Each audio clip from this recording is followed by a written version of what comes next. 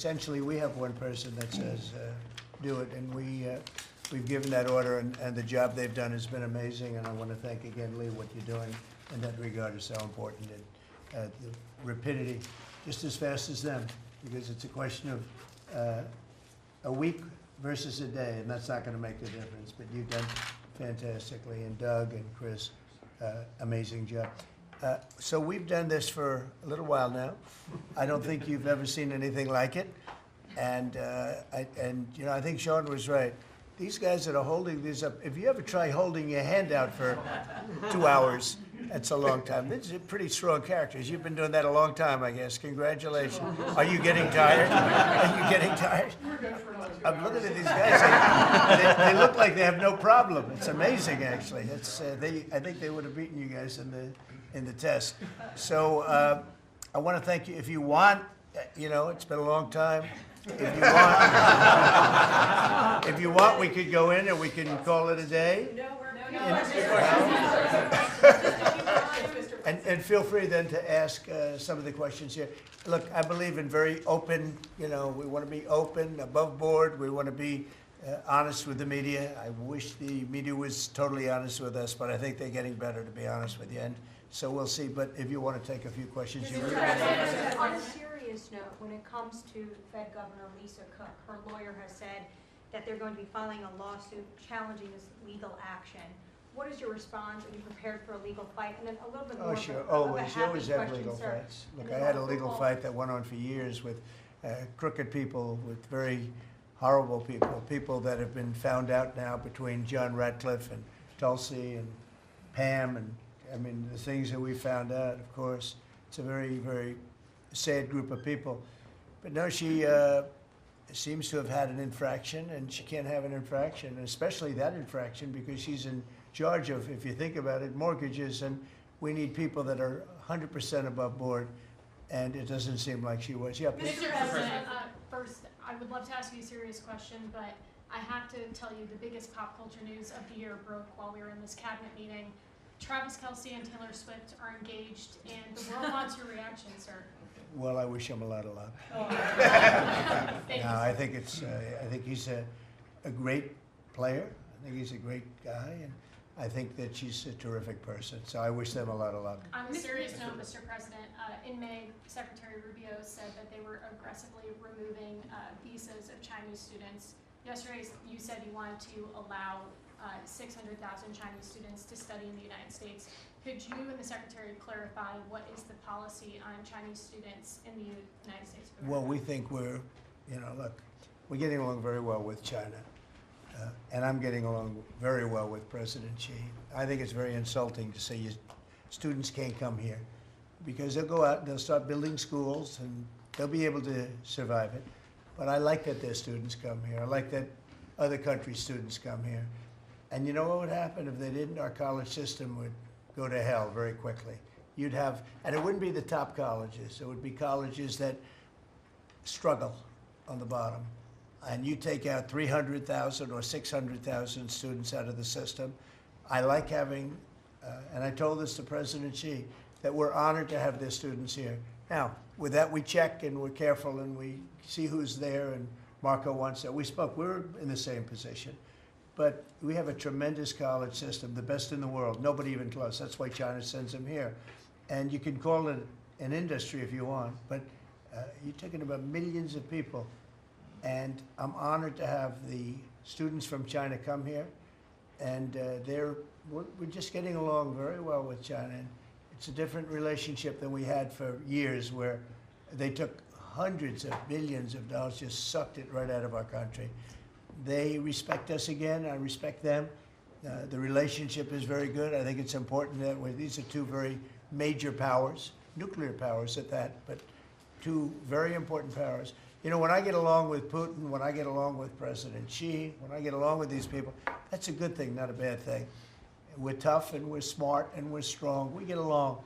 It's a lot better than not getting along. You had somebody in here before. The war should have never started with Ukraine and Russia. It would have never started. And Putin said that himself. President Putin said that himself. So we want to see college students come in from countries. There are some countries that we we can't necessarily say that. These are places that have ideologies that we can't live with. So there are some areas, some countries that we can't say that. But we're honored to have the students come here. Please. Yeah, please. Yesterday you said that within 2 to 3 weeks we would have a conclusive, a pretty good conclusive end to the war in Gaza. What did you mean by that? And could you tell us? On what? In the war in Gaza. You said Yeah, what about it? You said in 2 to 3 weeks we would have a conclusive end, a pretty good conclusive. There's no conclusive. It's been going on for a long time. You're talking about, I guess if you really add it up, Steve, you're talking about thousands of years, okay? It's been going on for, there's nothing conclusive, but hopefully we're going to have things solved very quickly with regard to Gaza and also with regard to Ukraine and Russia. Mr. President, who are you considering for the replacement to nominate for Lisa Cook, and what economic background or history are you? Well, we have some very good people for that position, and I think we have some very good people. We're down to, I mean, I think I maybe in my own mind have somebody that I like, but I deal with Scott and I deal with Howard, and we're dealing with a lot of people actually that are going to be involved in that decision ultimately. It's a very important decision. As we see, I mean, I got a bad recommendation when I went with Jerome Too Late, you know, it's just, he's too late. His nickname is Too Late, costing us a lot of money, hurting the housing. I mean, our housing industry is good, but it could be phenomenal. Most of this country, in terms, economic terms, has been phenomenal. We've never seen anything like it. Because of him and his high interest rates, the housing is less than it could be. We're going to get that straightened out very quickly. He gets out very quickly, fortunately. He's been the wrong guy. Not a bad person, I don't think, but you know, I do think he has motives, by the way, but I don't consider him, I've dealt with worse. But he hasn't done the job. The recommendation from a certain person was not a great recommendation. That person vouched for him, but we're doing a very careful study. We'll see what happens. Look, we just put a very good man in one position. We might switch him to the other. It's a longer term and pick somebody else, but we're very happy with the person we have in there. And we'll have a majority very shortly, so that'll be great. Once we have a majority, housing is going to swing and it's going to be great. People are paying too high an interest rate. That's the only problem with housing. We have to get the rates down a little bit. And when we do, it's going to be a tremendous difference. The country is doing so well. It sort of blows through the fact that we have a man who's too late and not doing a very good job. Please, in blue. Mr. President, regarding crime in D.C., something that might help especially ladies is being able to carry. I know you've talked about reciprocal carry. Would you like for that to apply here in Washington, D.C.? When you say carry, I assume you're talking about carry what we're talking Concealed about, right? or, yeah. In other words, carry a gun. Is that right? Would you like to carry a gun? I would like to, yes, sir. You'd feel a hell of a lot better, right? I absolutely would. I agree with you 100%, okay? Okay, great. But I'll tell you, within another couple of weeks, it's hard to believe what's been accomplished in 12 days, but within another couple of weeks, you won't have to carry. You're not going to have to carry. You're going to be safe. People are safe now. The turn has gone fast. I knew it was going to go fast, but this turn has gone really fast. And within a month or two, this is going to be one of the safest places in the country. I have no doubt about it. And we'll do an extension. We'll work with Congress, or I could declare an emergency, but I don't think that's going to be necessary. And We'll to work with that, Congress. you've got We're going to be working with Congress. I spoke with our great speaker, and I will be speaking to John Thune, and we're getting tremendous support from Congress, especially maybe here. Everybody wants to see our Capitol be great. Could say be great again. You know, it's such a beautiful place, but if you have crime, nothing looks beautiful. So, but you won't need to carry a gun, but if you do, Well, I would like It's to gonna be have your the choice. option, just in case. well, a lot of Sir, people feel that. Also in other blue cities, you've got Karen Bass in Los Angeles, Brandon Johnson in Chicago. It seems to be very popular here, the fact that people can walk around, go to restaurants, shop, not Yeah. have to worry about their safety. If blue city mayors oppose those efforts in their cities, do you anticipate that Democrat voters are going to take it out on them at the I ballot? think so. I think that crime is going to be a big thing. And we are the party, the Republicans are the party that wants to stop crime. We're against crime. The Democrats like crime. I don't know why. I mean, we talk about common sense. I think I got elected on talking about common sense. The border, we have to have a wall. We don't want transgender for everybody. We don't, as I said before, we don't want to have men playing in women's sports. I mean, you see the difference. Weightlifting. Take a look at weightlifting. Take a look at long distance running, where a runner came in 5 hours and 14 minutes ahead of another runner, both champions. One male, one female. It's not fair. It's demeaning to women. It's so bad. But they have another one, and I think this is the beauty of them all. Crime. They're against crime prevention. You can't do that. You can't do that. And I think to myself, I say, is there some game? You know, they're smart people. Is there anybody that could cheat like that in elections is smart, okay?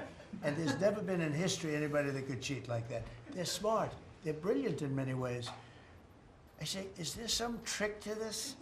When they say, Trump is in Washington, D.C., stopping crime. He's a dictator. And people are being mugged like your brilliant associate here.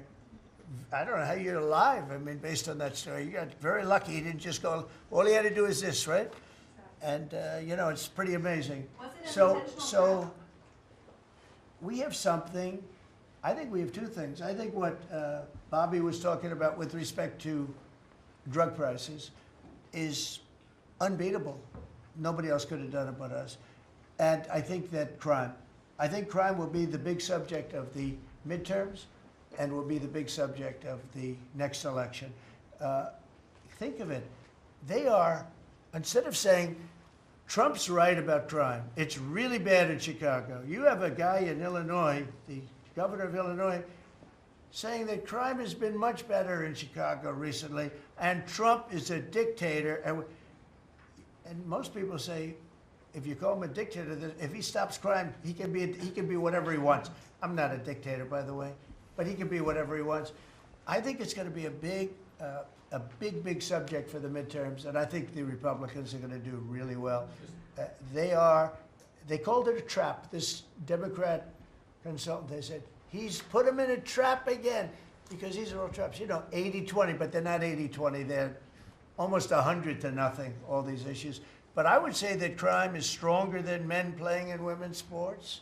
I think it's stronger than transgender for everybody. You know, it's transgender for everybody, according to them. It's stronger. Of course, this is the cause of it, open borders.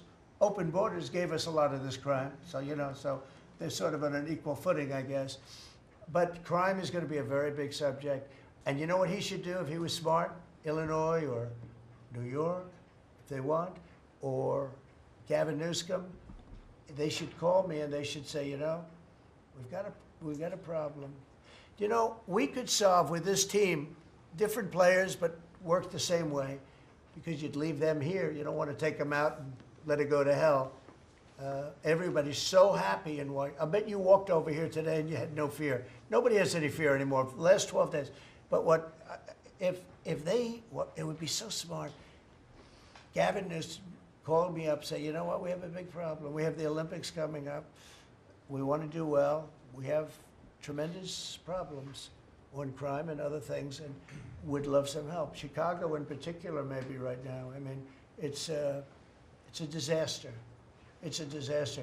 We could solve their problem in, it's bigger than this, let's say 2 months, okay? Working with their police. I know their police very well. I have a big project in Chicago. I was so proud of it.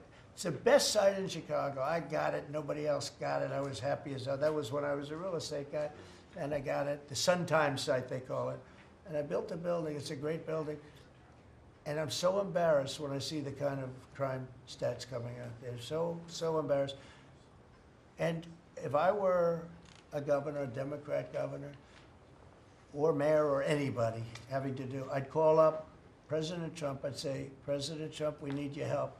We saw what you've done in D.C. in a period of 12 days. This is 12 days. We haven't even started. This is going to be so safe. It's going to be the safest place on earth. And we'll do the same thing in Chicago. But I'd like to be asked, as opposed to just going in and doing it. Because, you know, when you go in and do it, then they start screaming, oh, he shouldn't be here. We don't need him. We're doing so well. And then the better we do, they take credit for it. So it's really pretty unfair. Mr. President, Yes, on go ahead. crime, for a lot of victims, like long-term sustainability. Can you share with the American public about your plan in ensuring that DC is safe in the long term? Longer term, yeah. Years Well, it's a great question. Number one, we want to stay there for longer than 30 days, as you know. We have an absolute mandate, and I can extend it, but I'd rather not have to declare a national emergency because by that time, I mean, right now there's not an emergency. We've done, as you sort of said yourself, it feels like a different world. We've got under arrest and prosecution, and we've thrown out, taken some, and we're in the process of taking hundreds out of our country that shouldn't be here. And these are hardcore professional criminals. They were born to be criminals, in my opinion, but they're seriously bad people. Murderers, drug dealers, you know them all. You see them all as you walk beautifully to work, and every once in a while somebody puts a gun to your head, because that's what happened in your case. We're getting a lot of them out of the country. We're putting a lot of them in prison because we're afraid to bring them out of the country. They could come back. You know, as good as we're doing, they could come back. We don't want them back. And that's going to solve a lot of it. We also think there should be a presence here for long enough.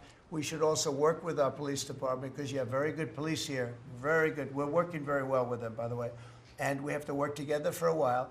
We have some people that are very tough and very strong working with the police. They're going to be able to handle it.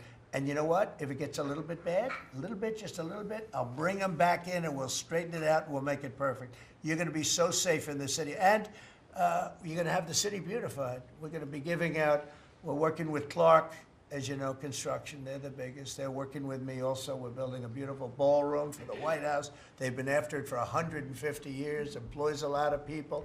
It's going to be as beautiful a ballroom as has ever been built. And Clark is the big builder in this city. They've done, I guess, a majority of the good work, the big work. And we're working with them on the beautification, the fixing up of the roads, the fixing up of the medians, between the roads, so cars don't wrap into each other. They wrap into, I have one piece sitting on the ground for weeks. This was a year ago when I had to come in, unfortunately, for fake court cases.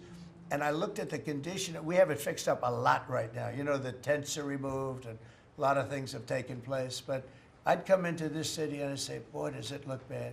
The filth on the roads, the medians were broken and always laying down and nobody would fix them and all of that. Well, we're going to have new medians. We're going to have a nice topping put on the road. We're not going to rip the roads apart and start a construction project that lasts for 2.5 years as they rebuild the road, which they don't have to do.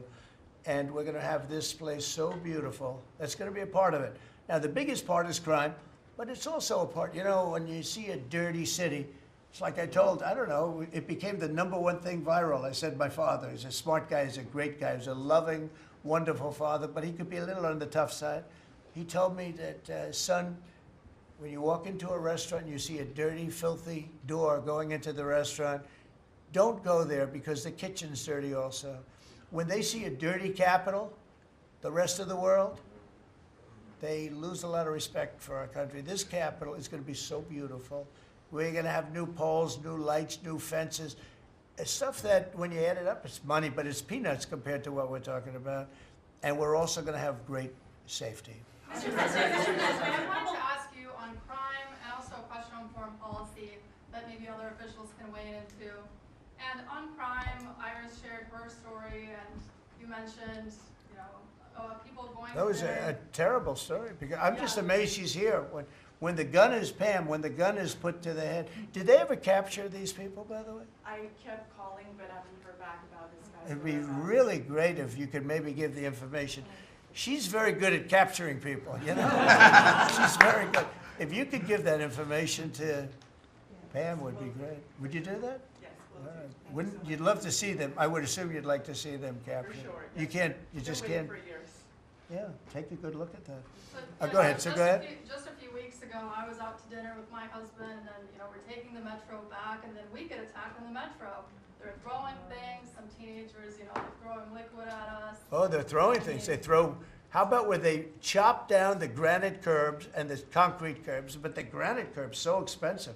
You know, those granite curbs, nobody uses them because they're so expensive. And you see a guy chopping them and handing out big chunks of them like a brick. because they couldn't get in because people were stopping them from walking out. A little bit unusual when you're walking with a bag of bricks. Generally speaking, Sean, that's not a good sign. It's not a good sign. But they now come in with hammers. They can disguise a hammer, and they start pounding the concrete and the granite, and they hand out chunks. And those people take those chunks and start throwing them at cops, or they stand on the top of bridges and they drop them down into the windshield of your car, and you get killed running into a light pole. It's those days are over. I wanted to ask you, Governor Hochul, Kathy Hochul said that she spoke to you on the phone, and you said you might send National Guard troops to New York. You mentioned that. So will you? I'd love to do will you it be if sending she'd like. troops I to get them? along with Kathy. If she'd like to do that, I would do it. See, look, New York has difficulty like other, and I don't want to make this I want to make this like friendly, but the places we're talking about happen to be virtually all Democrat run. Now, take a look at your 25 places that are most troubled.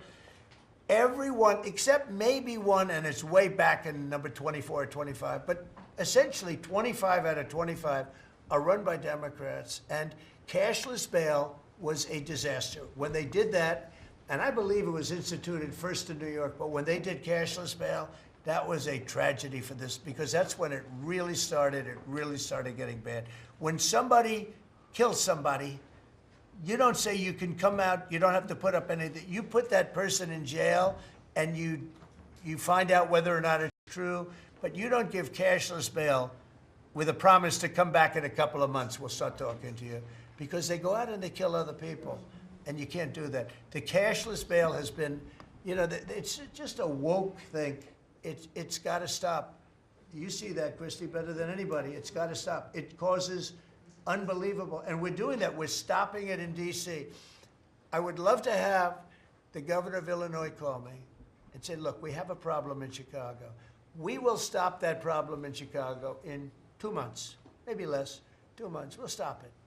These are tough cookies we have working for us. These are tough cookies. These are not politically correct soldiers. That I won't go into definitions of what that means. But these are not politically correct soldiers. These are rough guys. I watched it last night. I see it. I saw them the other day when we went down and we spent some time together with them. These are tough cookies. These are not people that you're going to laugh at and spit in their face and they're not going to do anything about it. And these people, they're afraid. These gang members who are bad people too. These are bad. These are just bad people. Ours are bad, but they're bad in a good sense, right? You don't understand that, Scott. And we can solve Chicago in 2 months. Now, then, as per your statement before, we have to keep it going, and we'll be able to keep it going. The first thing you have to do is get it down. We are very close to being at that position in D.C., and within a month, we will be, within a month from when we started, which is quicker than I thought, you're going to feel very, very safe. I think you feel very safe right now. But I would love it to have these governors, mayors call me and say, we'd like to invite you into our community because we have a problem and you can handle the problem and we can't. One other thing, sanctuary cities, they should be terminated. They're sanctuary for criminals. They're safety and security for criminals. They are very, very bad. And all of these places have big sanctuary cities, and all they're doing is protecting criminals. Okay. Questions about Lisa. You have spoken out very strongly for a long time about what you see as the weaponization of government. Yeah. Is your administration weaponizing No. government by digging into the mortgage records of officials you don't like? No, they're public. I mean, you can find out those records. You can go check out the records yourself. And you should be doing that job, actually. You wouldn't do that because that's not the kind of reporter you are. But you should be doing that job. I shouldn't have to be doing it. If you did your job properly, we wouldn't have problems like Lisa Cook. Go ahead. You were going to say something? So would you be Go. trying to fire Blue? Lisa Cook if she had voted to lower interest rates? On national Please. security. I think we a have to have follow- lower interest rates, yes. A follow-up question for you and Madam Attorney General on national security. We've heard from Stephen Miller yesterday in the Oval Office that there are street criminals here in D.C. who are actually found to be doing business with transnational criminal cartels. That's right. overseas. And we know who they are, and we know who they're doing business with. And we're arresting the people, very strongly arresting, and we're keeping them there because, you know, your laws here make it very difficult. And one of the other laws we're trying to get done, because you have 14-year-old kids that are just as tough as a 25-year-old kid, just as dangerous, and they carry the same gun. And we have to make a provision where they're treated like older people, because these are seriously tough, bad. They're children, but they're criminals, and they're really bad criminals. And they're used by older people because they never get charged, because you can't do anything to them. But we are getting that change, Pam, I hope, because you have 14-year-old kids that are evil, they're sick, and they have to be put away. Something has to be done, because you can't have a society where they're allowed to walk the street. You know that better than anybody. Mr. President, on your way to Alaska. I can't believe you're not tired holding that? I have a few more questions. How strong are you? How strong are you? Look at him. He's been holding that thing for 3 hours. You're a good fisherman. Well, I should give that a shot. Go ahead. On the way to Alaska, you had mentioned that there would be severe consequences if Vladimir Putin did not agree to a ceasefire. Yeah. After that summit that was rolled back, given the negotiations, is he back on the clock now? I want to see that deal end. It's very, very serious what I have in mind if I have to do it, but I want to see it end. I think that in many ways he's there. Sometimes he'll be there and Zelensky won't be there.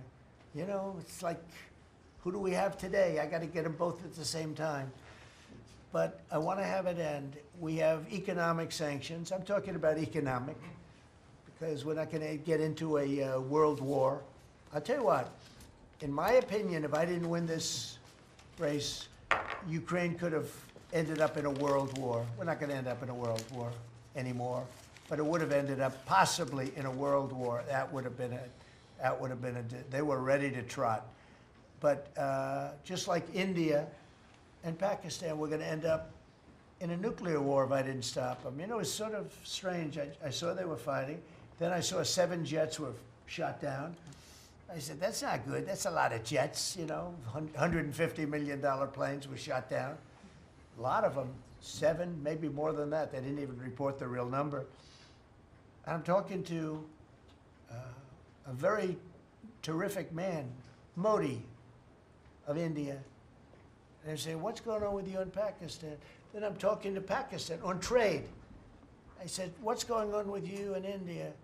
And the hatred was tremendous. Now, this has been going on for a hell of a long time, like sometimes with different names for hundreds of years. But I said, what's going on? I said, I don't want to make a trade deal. No, we want to make a trade deal. I said, no, I don't want to make a trade deal with you. You're going to have a nuclear war. You guys are going to end up in a nuclear war. And that was very important to them. I said, call me back tomorrow, but we're not going to do any deals with you, or we're going to put tariffs on you that are so high. You were there, Howard, right? Yep. You're going to put tariffs on you that was so high, I don't give a damn, your head's going to spin. You're not going to end up in a war. Within about 5 hours, it was done. It was done. Now, maybe it starts again. I don't know. I don't think so, but I'll stop it if it does.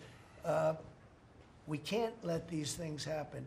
The Russia-Ukraine situation, last week, 7,012 soldiers, 7,012 soldiers died.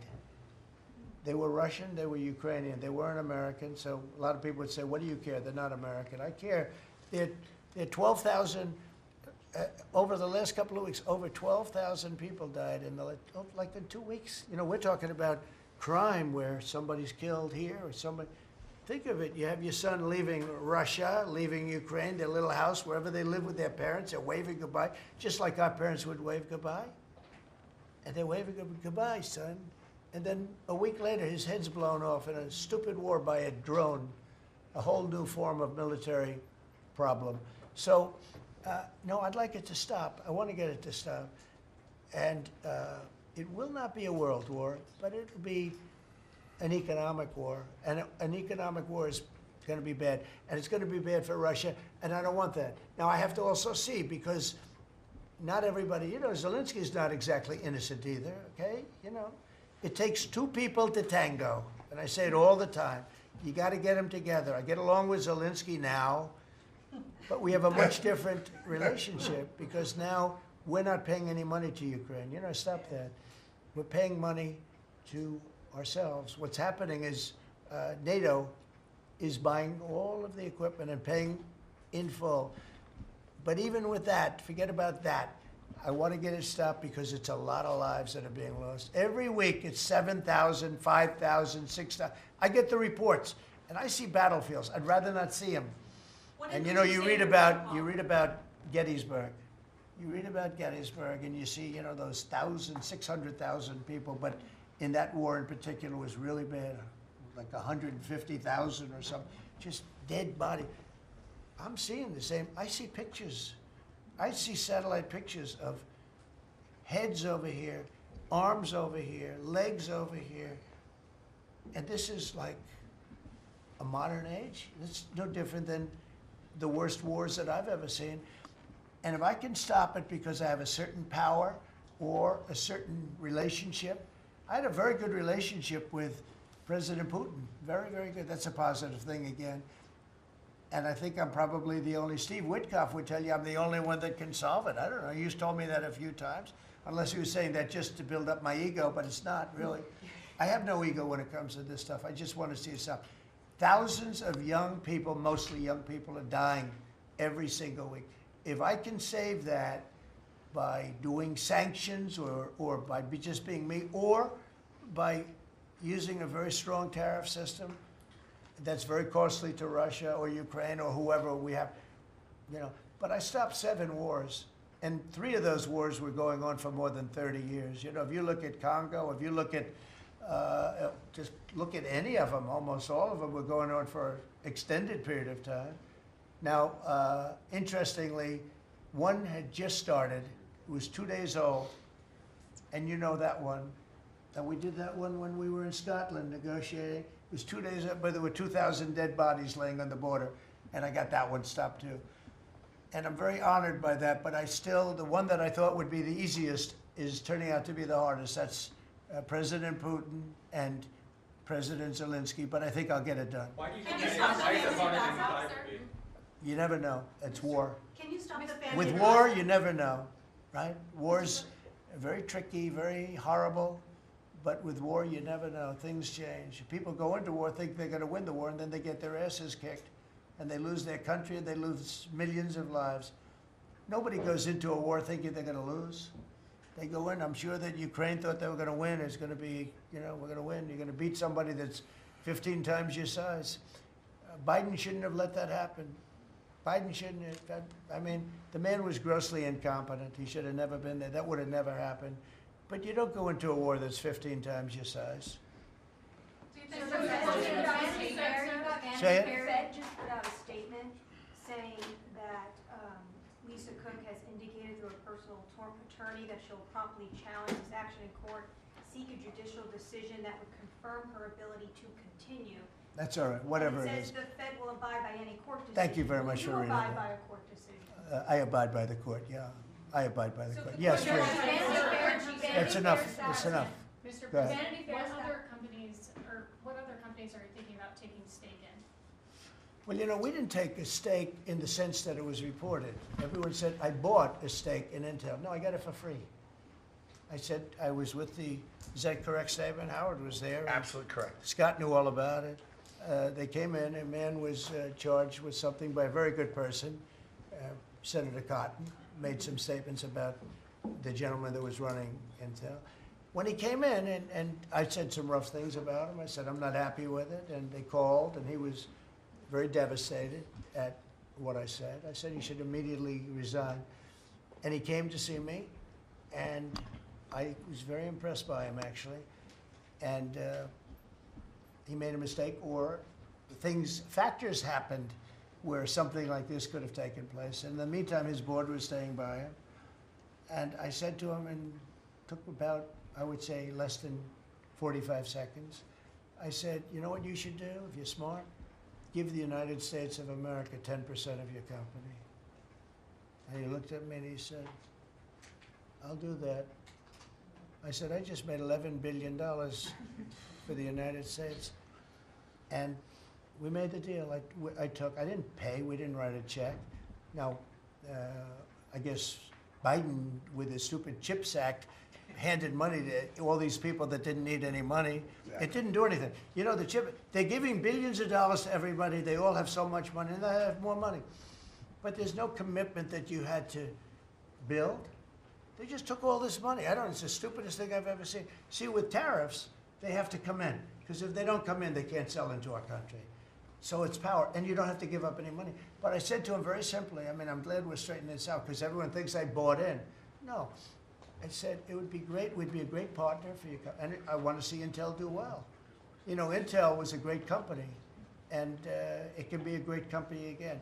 But I said, I think it would be good if we own 10% of your company. He said, I'll make that deal. And it happens to be worth $11 billion. So we made $11 billion for the country, and then I was criticized by some of the fake news media. That's not the American way. Actually, it is the American way. Now, if I can help other countries or do those deals with others, I would do that. I think it's great. It's good. Builds up our balance sheet. Let me tell you, our country is becoming very rich again. You don't see it. When the CBO came out on Friday and said, we just found $4 trillion, and that goes to reduce our deficit, $4 trillion, and it was from the tariffs. Our country is becoming very, very rich again. I hope you get used to it. You know, you're going to have to get used to it. In addition to reducing the deficit, any update on your previous talking about potentially giving Americans a tariff rebate check? Well, we have a lot of money coming in, rebate check for the Americans, and it's coming in at tremendous numbers. Don't forget, I would say, Scott, we probably are talking about right now 50%, maybe even less than that. With all the money you're hearing is coming in, you're talking about, you know, a lot of it hasn't kicked in yet. And when it really kicks in is in 2 years when these plants are built and opened and the money starts pouring in, right? But, I mean, there's a concept of making you could call it a dividend, as we would say, making a dividend to the people in this country who have had to suffer through stupid leadership. And they paid a lot of taxes, and they got nothing for it. Or they got attacked like you were, okay, for it. No, there's a possibility. Primarily, we want to pay down debt, but there's a possibility that we take a piece of it and make a dividend to the people. Mr. President, I have a question for Steve Witkoff, if I may. Yeah.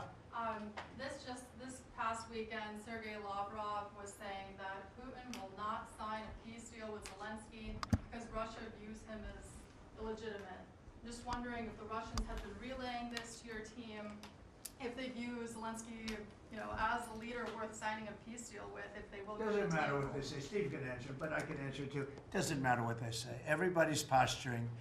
It's all bullshit, okay? Everybody's posturing. Steve, do you have a different answer? I agree with you, sir. What is your administration In doing? this city, there's 500 people short of the police departmental police. In New York City, it's 3,000. In Chicago, it's 1,300. Would they have had to bring in troops from the National Guard if the police departments in this country were fully staffed? Defund the police. How bad did that turn out for America? It's an interesting question. I was surprised when I heard how many police were here. It's not a really big area, and I think they said they're down to 3,200 police or something like that. I said, that's a lot of police. And I was a little bit surprised, because to me that's a big force. And it's not a big area, but it is what it is. There's a lot of crime. You have a lot of, don't forget, you have a lot of police that weren't allowed to do their job. Sure. When I came in, as you remember, we made tremendous strides in a little conflict that we had going at the time, because I allowed our military to make the decision. I said, you can make any decision you want. I gave it to the colonels in the field. I gave it to the captains in the field. You remember that, where everything went through Biden, meaning one of the people, and everything went through Obama before him. Everything went through. They had to make the decision as to whether or not to attack the Taliban. So they'd find 30 people together, they'd call up Washington, and they'd go to a political hack who knew nothing about it. My first night, I got that same call. Like, they called me, and they said, we have I got a call at 3 o'clock in the morning, because I listened to their system, and they were calling me and they were asking me whether or not they could attack a group of people having to do with you-know-what war I'm talking about. And I said, I know nothing about this. Wait a minute. And then I said, who is he? Let me speak to the people calling. They're calling from Afghanistan. And I said, let me speak to the people. I want to speak to them. And it was a colonel. I said, where'd you go to school, Colonel? I went to West Point, sir. Were you a good student? I was, sir. I was a very good student. So you're calling the White House to ask for permission to attack, and by the time you get the answer, how long does it take? Sometimes 2 or 3 weeks. So by the time you get the answer, the people that you want to attack have already left, right? He said, how did you know that, sir? I said, let me ask you, so you're a good student, you went to West Point, and you love the military, right? Yeah. You make the decision. And I gave all those guys that went to all these great schools, and they're all military people, I gave them the right to make their own decision, and we kicked ISIS's ass. Don't forget, ISIS was supposed to be, was supposed to take 5 years to terminate him, and we had a man named Raisin Kane, who happens to have done the whole thing in Iran. He's a great general, and he's a wonderful guy too, believe it or not, but he's a great soldier. We let them do their work, and we defeated ISIS. We defeated everybody. Every fight that we had militarily that I had, I won. And I let these great soldiers do some make a mistake, I guess. But like this colonel, I'll never forget it. Where did you go to school? I went to West Point, sir. I did ask him a question. I like good students as opposed to bad students. He said, I was a good student, sir. And I said, you do what's necessary. And, you know, I don't want to sound overly vicious, but he wiped out the entire group of very bad people that want to kill us. So you have to let them do their job. In Washington, they're not allowed to do their job, okay? They're not allowed. You have great police. You have great police, but they're not allowed. Hello. Go ahead. On Congress, Mr. President, would you be open to a year-long continuing resolution? I'm always open to whatever is necessary. Look, here's the problem in Congress. You have Democrats that will never vote for anything. I could say that we're going to lower your taxes by 50%.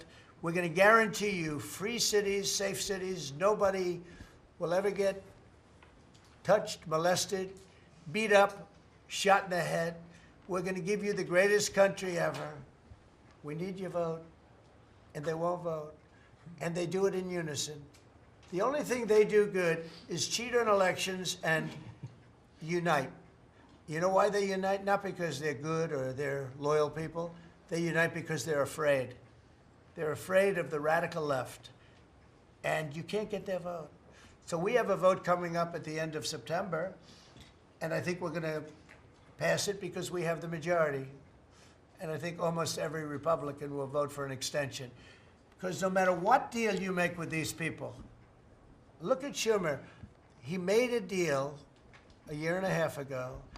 And after making the deal, he's been almost run out of the party. He's not the same man. He's not the same man. He's finished. He aged 20 years. He's become a Palestinian, by the way. We call him our great Palestinian senator. But Chuck Schumer, and I wrote him a letter. I said, Chuck, that was really great. Thank you very much. And somebody gave the letter to the press, not me. And he was destroyed because they thought I was being sarcastic, and I wasn't. He made a great decision. It kept our country open. It was a positive.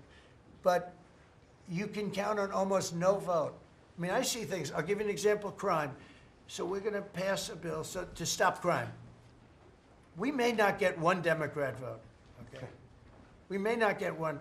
So when you say continuing resolution, I guess so, and it's going to be passed exclusively by Republicans. On farm Mr. President, visas, why do you just you tell us mentioned you in didn't Iowa know that you what wanted to you see said, some changes to the H-2A visa Yeah. program for farm workers. Right. You mentioned in Iowa that you want to see changes. Do you want to see that before the fall harvest? Well, I love both groups, and we take care of our farmers, and we also take care of the people that want bad people out of our country. And we're working on something that's going to work really well. We take care of our farmers, but we also have to take care of those people that voted for me because they don't want criminals in our country. And we're working on something where we can take care of both. Mr. President, the CBO report you were talking about, the CBO report that two of your cabinet members were talking about. I remember back on Liberation Day, many of us reporters covered your detractors, people saying that it was gonna explode the deficit and therefore explode the debt. Who all has called you to say I was wrong? That's very good. You know the answer to that. Okay, yeah, please. Governor Pritzker said yesterday that he, at a press conference, that he would encourage nonviolent resistance to the National Guard if they were sent to Chicago. What's your response to that? He said what? That he would encourage nonviolent resistance if the National Guard is sent to Chicago. Look, this guy doesn't know what resistance is or nonviolent resistance is. He's a bad politician. It's amazing. I mean, if he didn't have the money, he wouldn't get any votes because there's no compelling reason to vote for him. The guy's a major loser. But it would be nice if he would call me. I would change my mind immediately. He said, you know, because everybody knows Chicago is a hellhole right now. Everybody knows it. It's not like he's saying, Chicago has much better numbers, right? Well, what's much better? You mean 100 people are going to be murdered? It's going to be much more than that. So I would have much more respect for Pritzker if he'd call me up and say, I have a problem, can you help me fix it? I would be so happy to do it. I don't love, not that I don't have the right to do anything I want to do. I'm the President of the United States. If I think our country's in danger, and it is in danger in these cities, I can do it. No problem going in and solving, you know, his difficulties.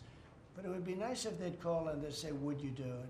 And we do it in conjunction. Now, we work very well with the police because we naturally get along with the police. So the police and us work really well together, whether the mayor is opposed or whether, I mean, you have a really rotten mayor there too. He's got a 6% approval rating in Chicago. And I see black women wearing a red MAGA hat last night on television. Please let the president come in. My son was attacked. You have a force of black women. They're like only Trump. They want Trump to come in. And you see them, they're all over the place in Chicago because they're afraid to go out and they don't want their son or their daughter killed, just like your parents didn't want you killed. And we have a tremendous, look, it's not about winning elections because we want to have nice, fair elections. It's not politics. We want to see a safe country. You have people that want to see a safe country, and they're great people. You have great people in Chicago. The mayor is at 6% approval. He's an incompetent man. He should have never been put in a position like that. He can't handle it. You have an incompetent governor there. You have an incompetent governor in California, Gavin. I know him very well. He's incompetent. He's a nice guy, looks good. Hi, everybody. How you doing? He's got some strange hand action going. I don't know what the hell his problem is. It's a little weird, to be honest. There's a little something shaky going on there. But, you know, all he has to do is call me and say, we have the Olympics coming up. We want to make it really good and safe. And I'll put some really good, great American patriots in there, and you won't have any problems. Don't forget, it's loaded up with some stone-cold killers, some really bad people, some people that were just born to be bad. They're criminals, bad criminals, dangerous. And we can solve the problem for them very quickly. What can you do? Okay, you know what I think? I think this. You have not had this happen for 4 years. You sat and you'd ask one question to Biden, and it was always the ice cream question, right? What flavor ice cream do you like best? I like vanilla. And that was the end of the conference. I think now we've done enough. These people are very busy. I want to just thank, this is the greatest, this has never been done before. First of all, a cabinet meeting was sacred. You'd never let the fake news media in. But the fake news media isn't all fake. It's, a lot of it is, but it's not all. I think it's a great thing. I think maybe it's going to be done in the future. I hope it's going to be done. But you really get the word out. I mean, we had, each one of these people spoke. I think each one, if I thought one of them did badly, I would call that person out. I would say, Christy, what the heck are you doing? No, but no, seriously, you have a very talented group of people. They get along, they work along together. And there's something really nice about just, you know, the openness of what we're doing. It's government. It's an open government. That's what we are. And we haven't made too many mistakes. Maybe we'll, but we haven't made too many mistakes. We've called it right. And I think you can be very proud of your country. We are a respected country again. We are really, right now, respected at the highest level, and we're doing great. And we're a very rich country again, very rich. And that's a good thing, because when we're rich, we can take care of poor. And that's what we're doing, and we're taking care of crime. And I hope, just in finishing, I hope that Illinois, I hope that New York, I hope that California, I hope they call me and they say, I'd love to have you come in and help us out. I will be a totally different person with them. I will respect them for doing it. Thank you all very much. Thank you, everybody.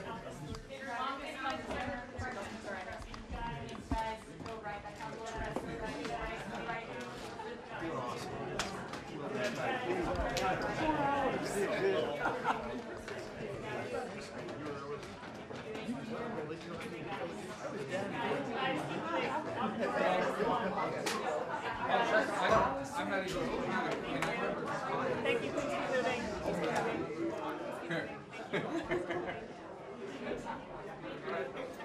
Thank you. Yeah.